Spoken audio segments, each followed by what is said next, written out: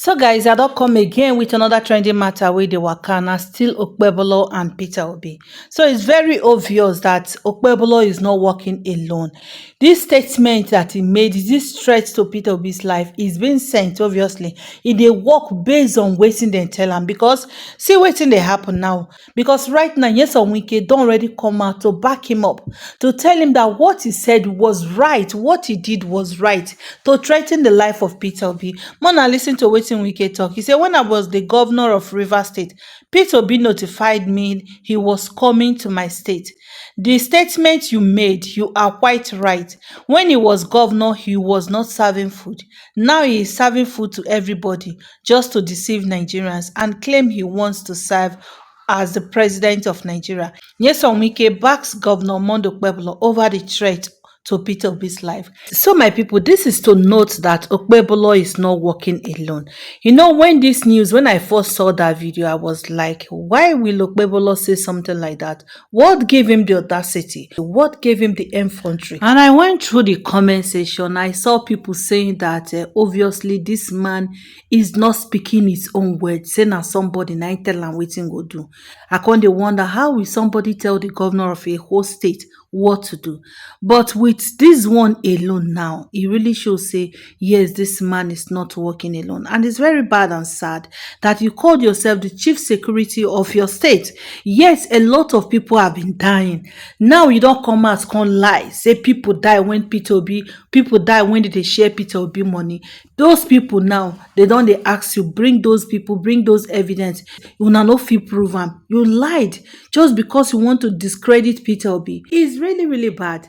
Now the APC state chairman of Edo State does still come out again in the national television openly to talk, say yes, say really he hates Peter Obi. As in, at times when I sit down, go dey wonder, say see leader wey dey clap hand for, and people go dey clap hand for them psycho fans. It really shows say where would they go as a country still dey far. So guys, let me allow you to take a look to see these video reactions. Guys, you will be shocked to see what the people, our so-called leaders, the way they want to lead Nigerians to a better tomorrow. With this kind of people, no hope. I'm not going to talk much. Even when they said I don't talk, just one word, one sentence,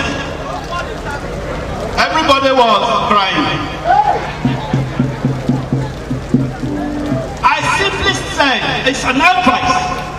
Don't come to Edo without telling me. Was I chewing hot yam? Do I need 1 + 3 to make my sentence? No! Do I need to read encyclopedias for people to understand what I'm saying? No! If telling him to notify me as the chief security officer of this state is a crime,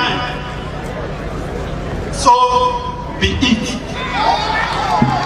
To Edo people, we have made our statement clear. I don't know which one is paying them. Is it because I said they don't have shishu? Do they not say they don't have shishu? So why are they crying? For staying the course on the program. Mr. Tenebe, let me get your reaction. She's talking about the fact that Mr. Governor's statement is full in hate. She's also talked about certain statements that you've made personally.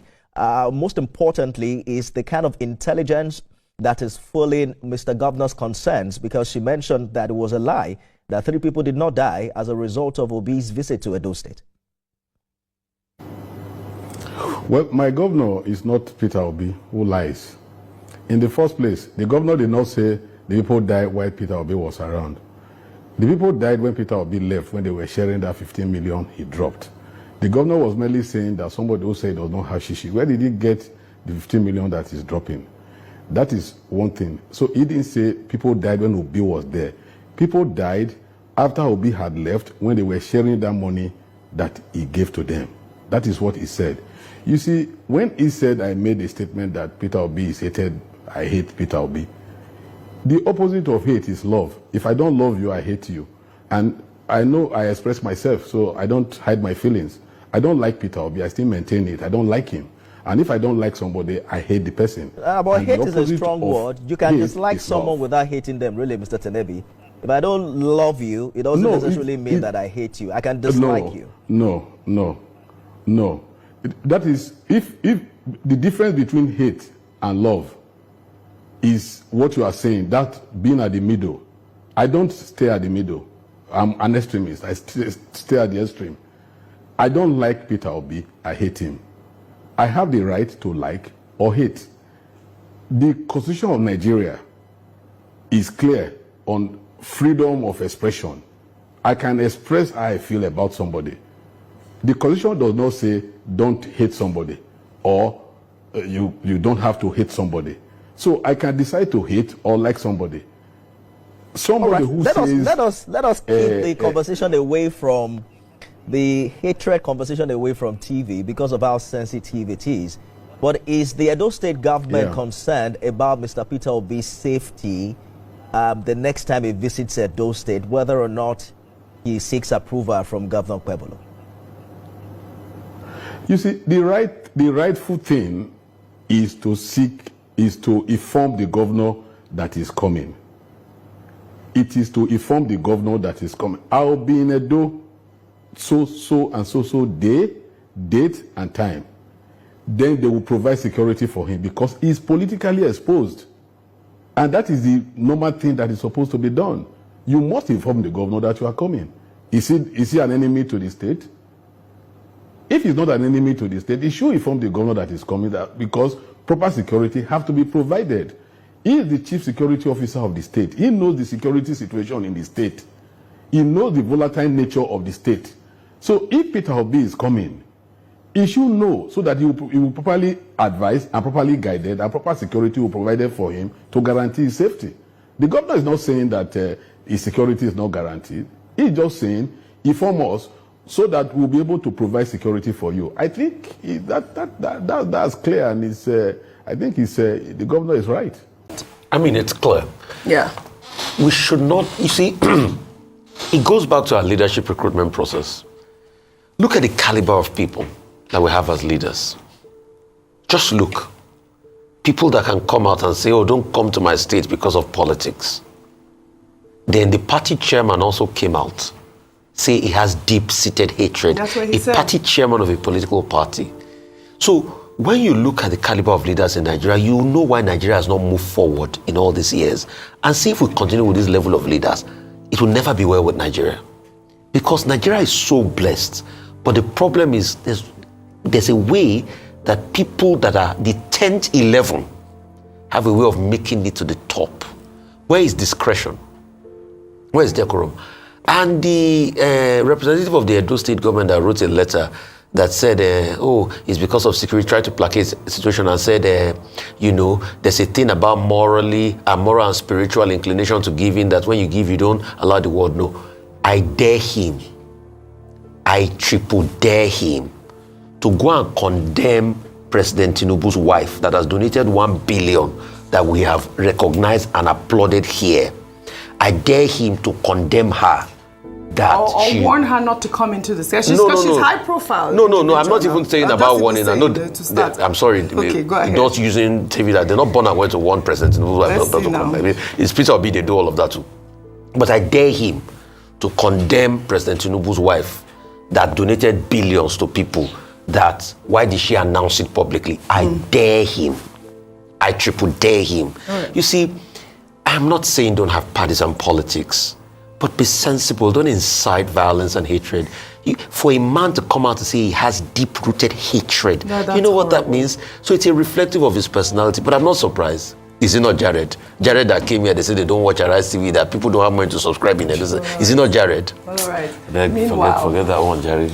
Meanwhile, Dr. Abatifai comes to you. Human rights lawyer and senior advocate of Nigeria, Femi Falana, has called on Edo State Governor Monday Okpebholo to withdraw his alleged threats against Peter Obi and issue a public apology.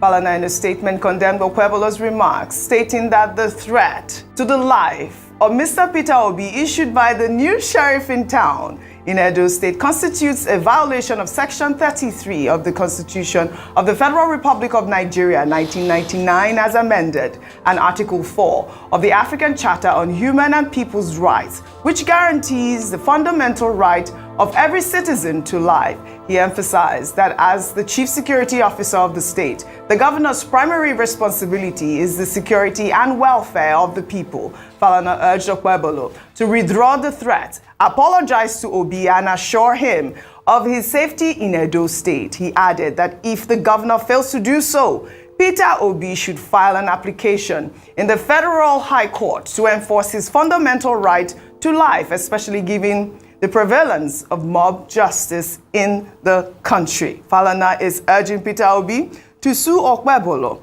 at this moment. Well, unfortunately, Governor Monday Okpebholo enjoys the right to immunity under Section 308 of the 1999 Constitution.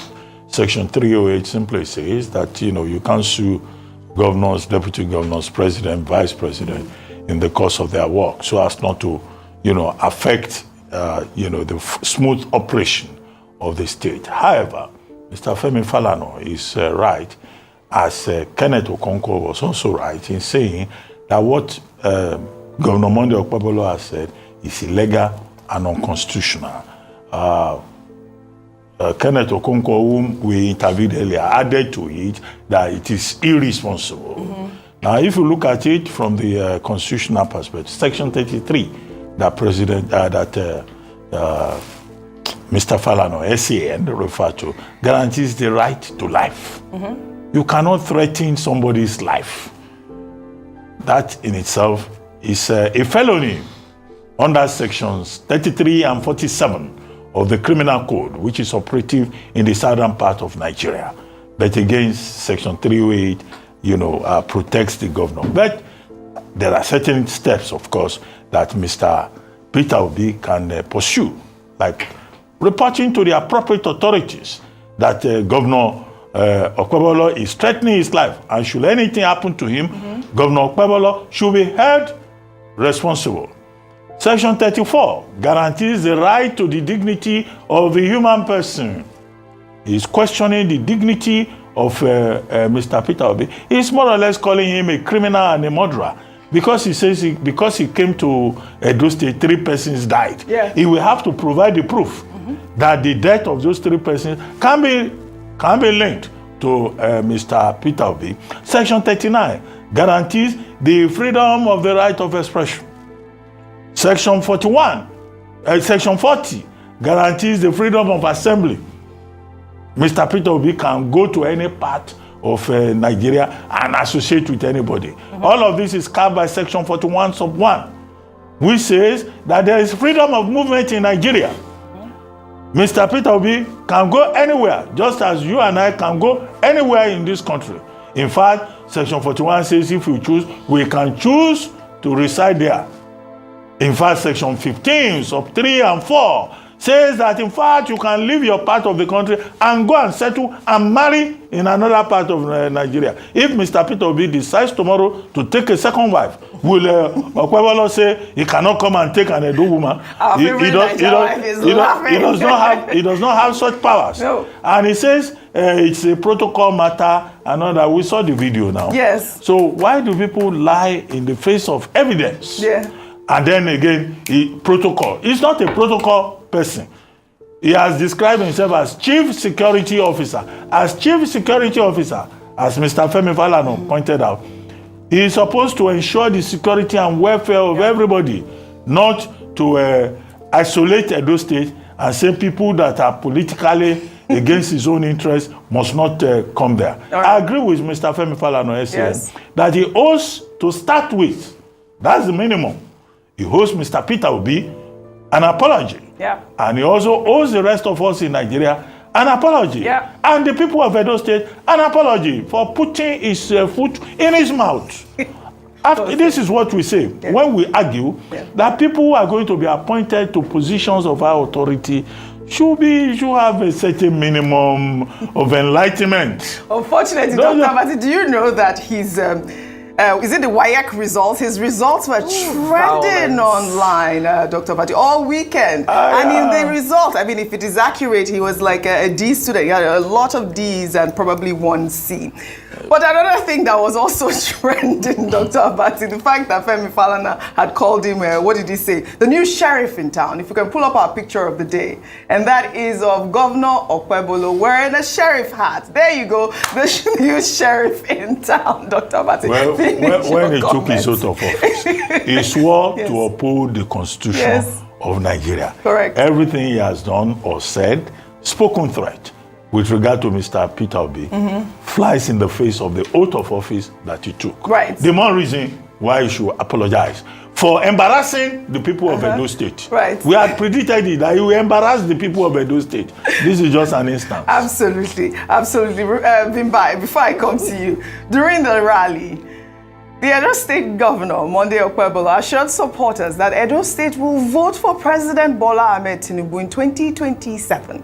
He stated that President Tinubu is doing well for Nigeria, adding that Tinubu provides him with all the money he uses for projects in the state. Let's take a look. Let us follow the man that no road. Yes. Asewaju is doing well for Nigeria. We are not campaigning, but we are always telling our people the truth. Asewaju has done well. Everything you see I'm doing in Edo today, who is giving me money? Are you? Who is giving me money? That's right, you. So, now that we know this, 2027 is guaranteed. We know.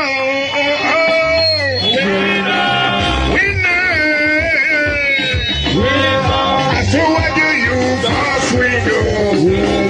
Everybody, you go wait forever. We know.